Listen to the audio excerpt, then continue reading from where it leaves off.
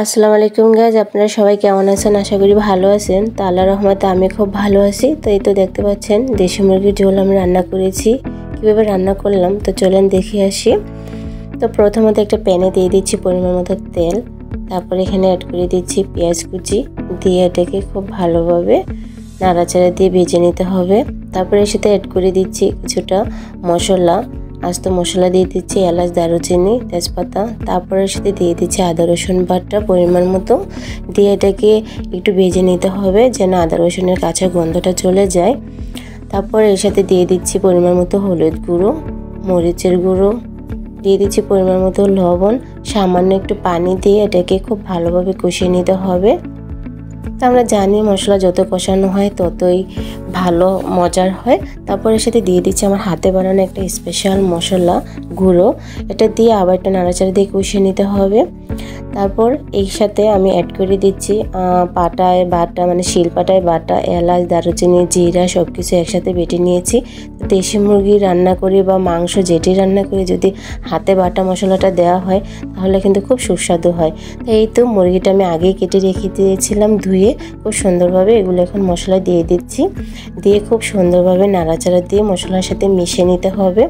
তা আমরা সবাই জানি যে মাংস রান্না করলে মশলা যত ভালো কষানো হবে রান্নাটা ততই মজা লাগে, আর মাংস হোক যেটি হোক কষানোটা ভালো হলে রান্নাটা অনেক সুস্বাদু হয়।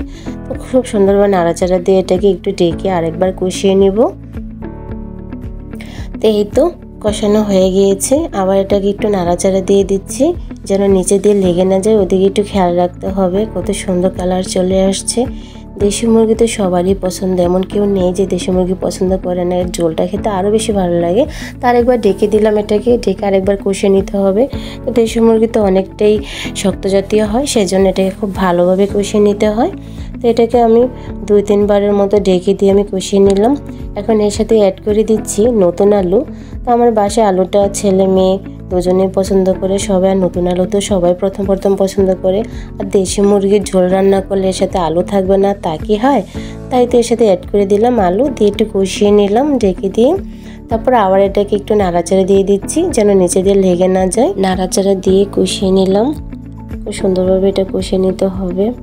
মাংস যত কষাবো ততই খেতে ভালো লাগে। তারপর কষানো কমপ্লিট, এখন এটার সাথে ঝোল দিয়ে দিলাম পরিমাণ মতো। দেশি মুরগিতে ঝোলটা একটু বেশি দিতে হয়, কারণ দেশি মুরগির মাংসের চেয়ে ঝোলটা খেতে কিন্তু অনেক ভালো লাগে, এটা আমরা সবাই জানি যারা দেশি মুরগির লাভার, যারা দেশি মুরগি আমরা পছন্দ করি। তারপর এটা ডেকে দিয়ে অনেকক্ষণ রান্না করব। দেশি মুরগি কিন্তু অতি তাড়াতাড়ি সিদ্ধ হতে চায় না, শক্ত জাতীয়। তারপরে এই তো আবার একটু নাড়াচাড়া দিয়ে দিচ্ছি, কত সুন্দর একটা কালার চলে আসছে, তাই না? তারপর আবার ডেকে দিলাম, আবার এটাকে রান্না করব কিছুক্ষণ, আবার একটু নাড়াচাড়া দিয়ে দিচ্ছি। এই তো দেখতে কত সুন্দর লাগতেছে। আমাদের মতো কার কার দেশি মুরগি পছন্দ অবশ্যই কমেন্ট করে জানাবেন, আর কোথা থেকে আপনার ভিডিওটা দেখছেন সেটা আমাকে কমেন্ট করে জানাবেন। তাই তো ফাইনালি মাংসটা হয়ে গিয়েছে, অলরেডি ঝোলটা কমে আসছে।